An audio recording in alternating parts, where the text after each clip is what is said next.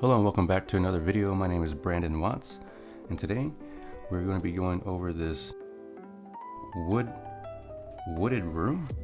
I don't know, this entire room is just all wood panels, and that usually throws off the color cast whenever you're bouncing a flash off of that wood. Now these have already been white balanced in Lightroom before I brought them into Photoshop. And here's a little bit of a pro tip. It gets hot here in Texas and I drive around quite a bit. So what I ended up doing, since my arms are burning near the window from the sun, is I bought these sleeves, and they come in different colors. And this color right here is a gray. So I use this to kind of white balance like a gray card.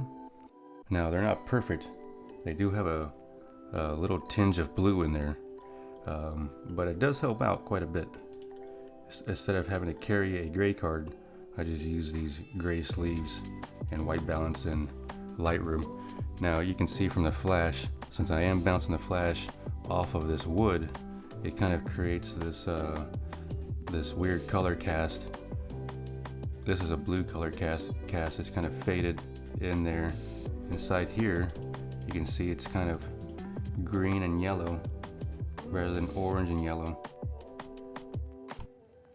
And these are going to be my bounced side to side.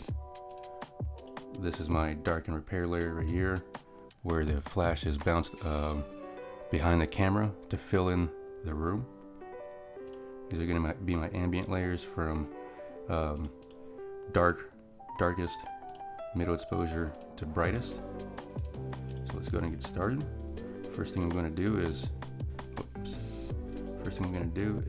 pre-blend in Lumenzia. And the reason why I like Lumenzia is because if there are any edges, as you can see there's a little bit of an edge in there, those edges actually get filled in by a content aware. And normally, like this right here, if you were to use an auto aligned and Photoshop, you'll have edges in here, not as bad as this of course, but you have some edges that aren't filled in, and Lumenzia actually goes in and fills those edges with a content aware, or whatever algorithm it uses. Okay, so now that those are aligned, I'm going to take my 3 ambient and merge that into my HDR layer. Now I'm going to run my ambient blend action, which takes that layer, duplicates it, sets one layer at a 50% luminosity, and then adds a black layer mask to the second layer, and that is going to be set to color at a 50% opacity. Now with the darken repair layer, I'm going to run my action on that one, and if you saw one of my last videos in which we created actions, you'll see exactly what everything does for my hotkeys. This one for my dark, did I run that twice? I sure did. That's not what I wanted to do. Here we go. Wrong hotkey. All right, there we go. Darken color repair. So what this one does, it duplicates that layer, sets one to color at 100% opacity, and does not add a black layer mask to it. For the second one, it sets the layer to a darken blend mode, and then it just groups those together. Now I'm gonna run my gradient blend, and all that does is add a white layer mask, so that way it blends myself out of both of my side to side fill flashes. Now you can see it gives us this nice even blend, though we still have some issues that need to be fixed. There's this bright hot spot right here, and this looks nice and cinematic actually. I kind of quite like it, but we're gonna continue to fix it some more. This color cast right here is a little too faded, and I told the realtor that I will professionally blow out these windows because she does not want to see all the mess behind it. So I'm not going to do a window repair on it. Instead, I'm going to blow it out.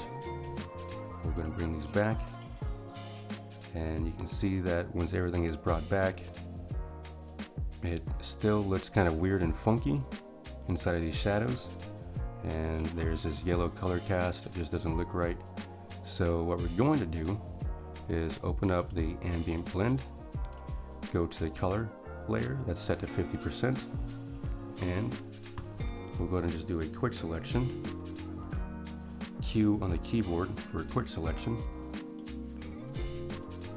Oops.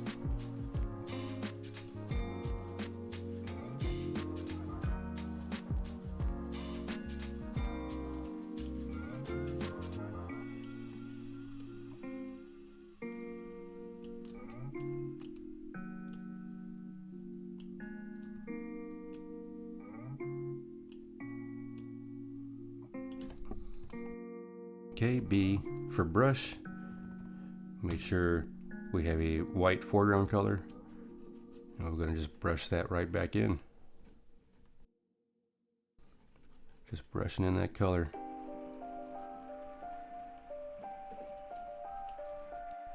There we go. There we go.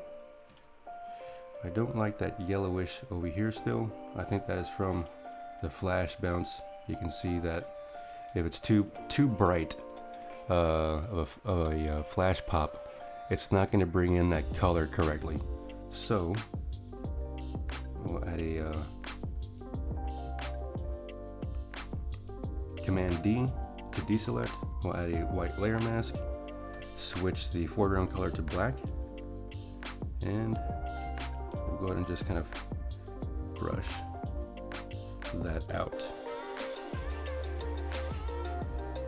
See, that's with the entire layer showing, and that's how we masked it out. Looks a little bit better. That color is now correct. Now we'll do a Command Option Shift E to merge all visible.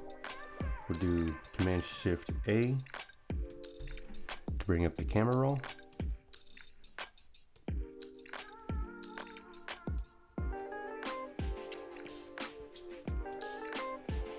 And I would say that looks fairly good. I'm actually going to bring up those highlights a little bit just to blow out the window, like I said I would. That looks good. I mean, this is still a little bright right here. That's okay. I'll just do better at making sure my flash bounce doesn't show up there. But actually, I think there's a light right behind me as well, so that could be from the little light bulb. But I think that looks pretty good. So if you have any questions, feel free to drop a comment below. I appreciate everybody coming by, and if you like any of the information I've been putting out so far, a like and subscribe is always appreciated. So you all take care, and I'll see you all in the next video.